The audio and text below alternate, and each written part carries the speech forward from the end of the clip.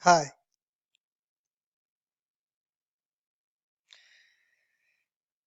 We are in the middle of a digital revolution. Microservices was a buzzword last year, but now this is the de facto way of building out new applications. This phenomenon has been accelerated with the rise of containers and technologies such as Docker that can be used to package and deploy small independent units of functionality. Let's take a look at some of the microservices trends.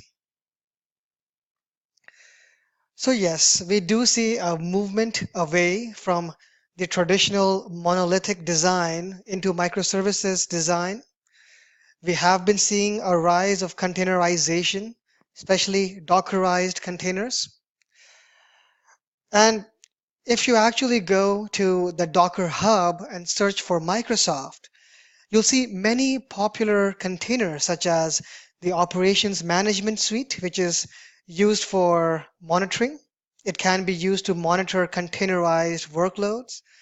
You'll see Windows Server Core, .NET Core, IIS, Windows Server, SQL Server, etc. So a lot of activity going on in that space. The third point here is developers need a heterogeneous environment for development.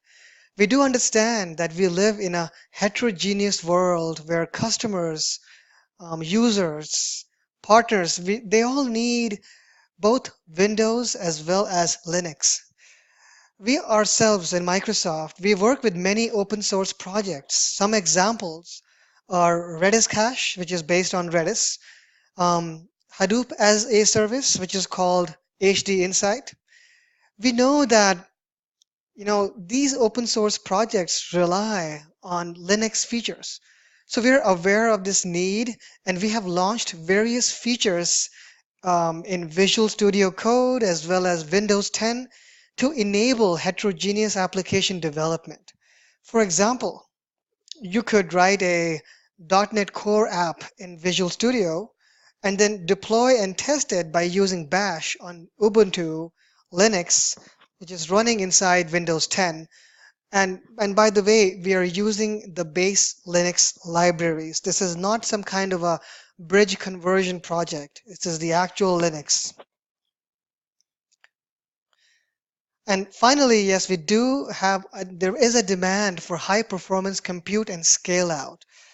So let's take a look at the basic infrastructure that powers all this. Yes, we are currently, as of today, and this is right now 2017, the middle of 2017, we are currently in 38 regions around the world. Now, this is currently more than AWS and Google Cloud combined. Note that in many countries, actually in around 9 countries, we have more than a single region. For example, here you can see in Australia, 2 regions, multiple regions in India, Europe, etc. So many countries outside the US have more than one region. Now, this means we can have true disaster recovery in these countries, where you can replicate within the same country to a different region. Check with our competing clouds, check with Microsoft's competitors, how many regions they have per country outside the US. Let's take a look at some of the high performance compute announcements. So, you know, as you can see in this diagram, we have a whole SKU. Depending on what you're looking for, we have different SKUs, whether you're looking for more SSD-based storage, faster SSDs, you're looking for compute-intensive workloads, GPUs, SAP, things like that. We have SKUs which are customized for these needs. Here you can see that we have recently, well, not really recently, but this year we announced the new NC and the NV VMs. Now, before I go into the details, I just want to, just kind of repeat what has been said. We know that customers are running high performance workloads and they're not looking for any compromises. They want to get as close as possible to the bare metal performance. And in fact, most of them are anyways running high performance compute on premises. So when they benchmark performance, they're benchmarking it against on-premise systems. So we have been investing in our partnerships with companies such as NVIDIA in bringing out these new SKUs. And many of these SKUs have integrated pricing so that you have one place to go and manage these kinds of computational workloads. So here you see the NC and the NV. They provide high throughput and low latency. The NV offering that you see here is powered by the M60 card, the NVIDIA card, and they have physical cores. They don't have hyper-threaded cores like many of our competitions and competitors have. The second set of offerings you can see here is the NC series. These are, as you can see, powered by the K80 NVIDIA cards, and they are enabled with InfiniBand networking. Now, only Azure has InfiniBand infrastructure from Mellanox. This guarantees less than 2 microseconds latency between servers within a network. You can use this to scale out multiple GPUs across multiple nodes. Let's take a look at some of the more recent announcements. So here you can see that we also recently announced the ND series, which is a SKU which is customized for deep learning, and the NCV2, which is customized for scale-out computation. We also announced just generalized SKUs called the DV3 and the EV3, which also have a Windows Server 2016 feature for nested virtualization. This feature can be used to create VMs within VMs within VMs, and it can be used to maximize the usage and efficiency of large, powerful VMs so that you're not wasting capacity. We also announced low priority VMs. This is analogous to AWS's Spot instances. Here you get, currently you get a flat 80% discount on Linux VMs. There is no need for bidding like you have on AWS. The use cases that are supported by the Azure Batch service are scaling out massively parallel workloads. These could be, computation, big data, image rendering, media, etc. You can also set policies to shut down VMs when the job is complete so that you can further save on cost. And finally, I wanted to mention that the Cloud Shell has been announced in Azure. So you can now run Bash inside Azure in a very user-friendly kind of interface. So you can see PowerShell and Bash are both equal first-class citizens on Azure. Next, let's take a look at some of the hybrid connectivity things that are coming out. So Azure Stack is our extension of the Azure public cloud into the private cloud. This brings API and tool set consistency to developers and DevOps. If you're developing an application and deploying it on the public cloud, you should have a near equal or consistent experience on the private cloud. So look out for announcements that are being made in the area of Azure Stack.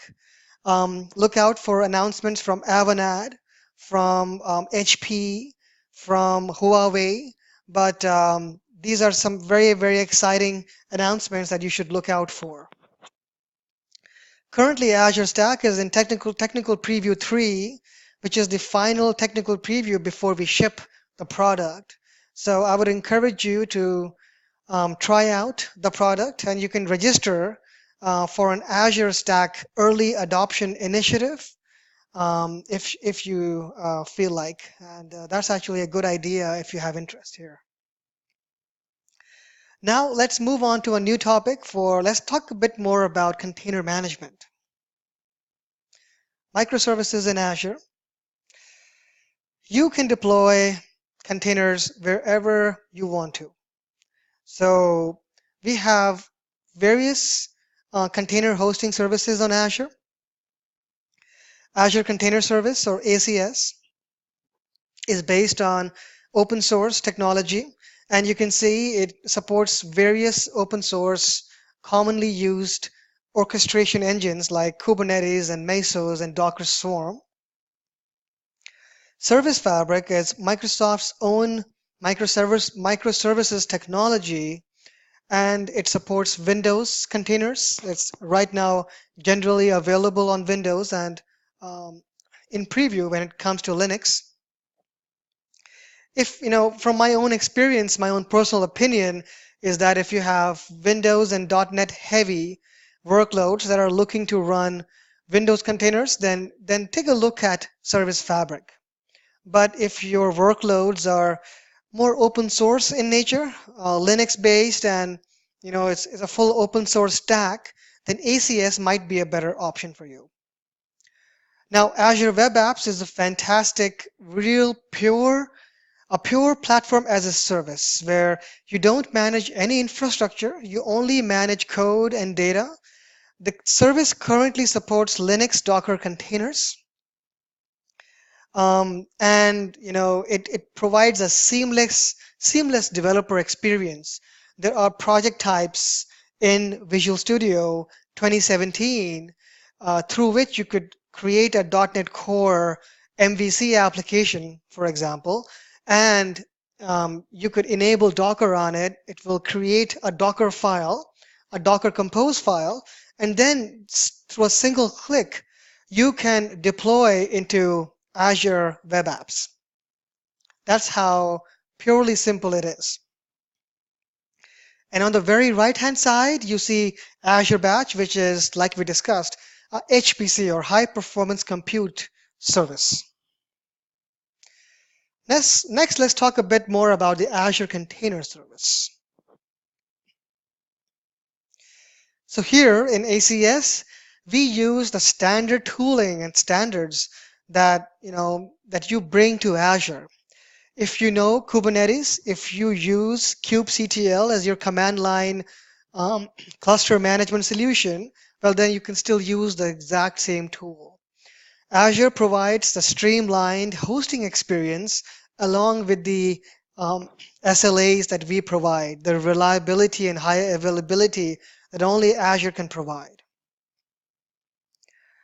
And these SLAs are not just provided by Azure, but are also supported by partners such as Docker. So basically the idea is, like I said, you have skills that you built over time. It could have been kubectl, it could have been Docker Swarm. You shouldn't be stuck to the cloud orchestration engine. You should, an orchestrator. You should be able to use the one that you are comfortable with. And that is a different philosophy compared to what has been adopted by our competition. So take a look at them also. So in ACS, you can get a cluster up and running using a few lines of command line code, CLI commands. Just provide a few parameters and get the cluster up and running. Setting up a cluster, if you have ever tried that on premises, it's not an easy task. It's not a trivial task. But because of the automation that Azure provides, it is just a few clicks in Azure. And the automation that is happening behind the scene has been vetted by our partners, such as Docker, to make sure that that is an optimized installation of the cluster. So, we're optimizing that automation process, and we're also providing that network level security inside Azure. Of course, down the line, if you want to use services within Azure, let's say you want to use Key Vault for strong encryption at rest, or you want to use storage services in Azure, or Azure AD for some kind of identity as a service, then you can definitely go ahead and also use those services. So when you look at the Azure Container Service, you'll see that the basis of provisioning is ARM, which stands for Azure Resource Manager. This is a declarative way of defining infrastructure as JSON code. So on top of that, you can see we have, sorry, let me just go back to that slide. Right. On top of, so we use ARM to provision till the orchestration layer. Of course, you can also parameterize your templates and seek user input. So, even if you go to the Azure portal and you're deploying a resource and you're being asked for some input, the inputs could be what's the size of your cluster, what kind of size is your VM, oh, et cetera, et cetera. Those are all parameters that are being fed into the Azure Resource Manager template. And you can customize that based on the template that you want to create. So, if you look at the next diagram here, which is the Azure diagram, you'll see something very, very common. Whether you're hosting on Linux or you're hosting on Windows, the services still deploy to you and deliver to you through the Azure Resource Manager ARM template. The tooling can be first party or third party, depending on what you are comfortable with. And you could deploy using different methods.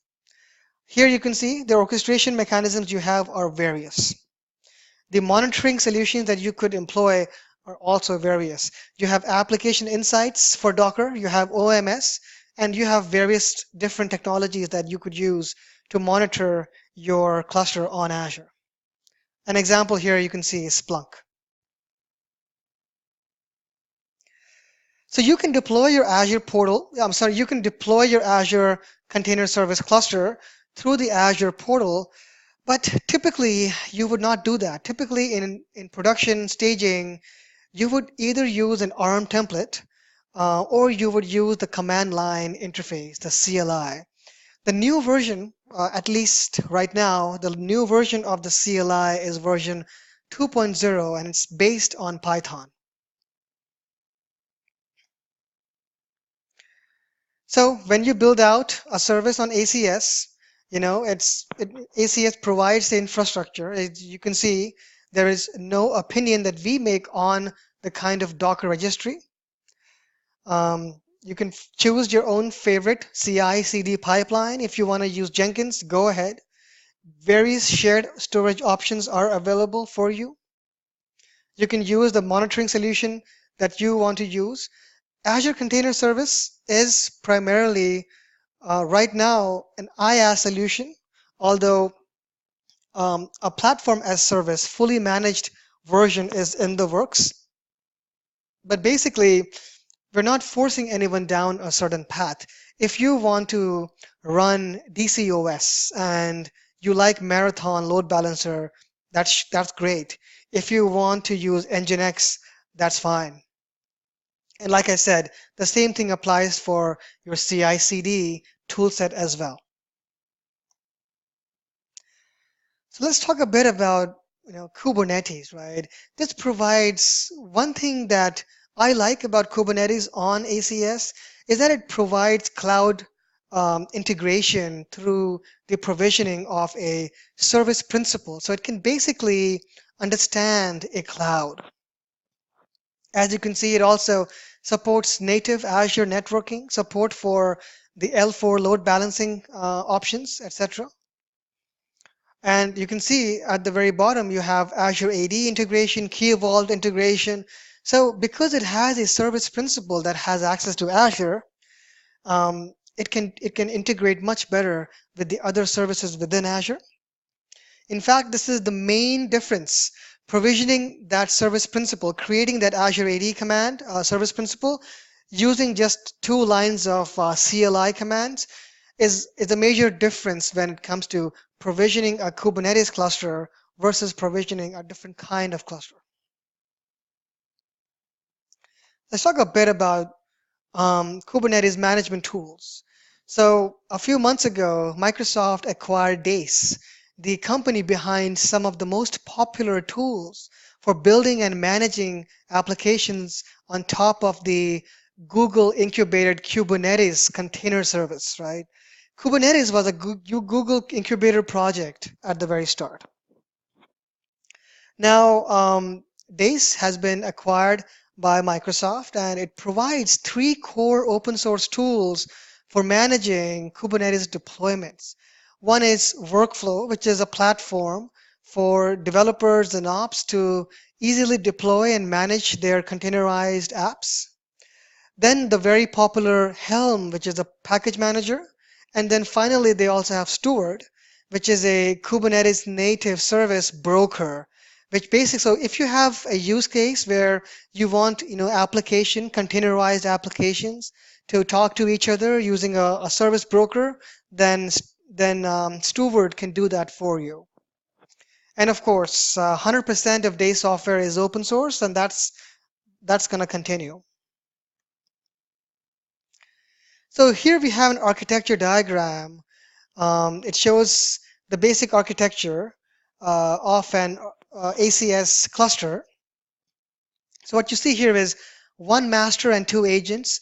The master serves the Kubernetes REST API here.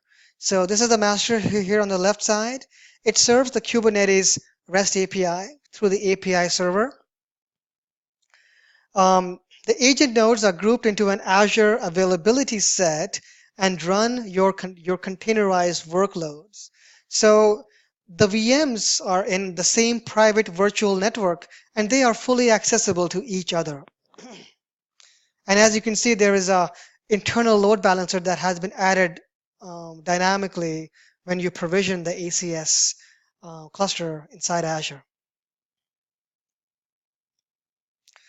Well, the ACS engine is on GitHub. It's fully open source.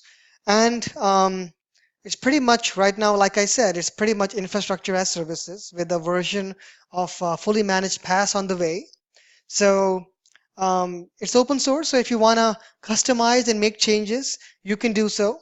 And we would definitely encourage you to be part of Azure Container Service and help us in this journey.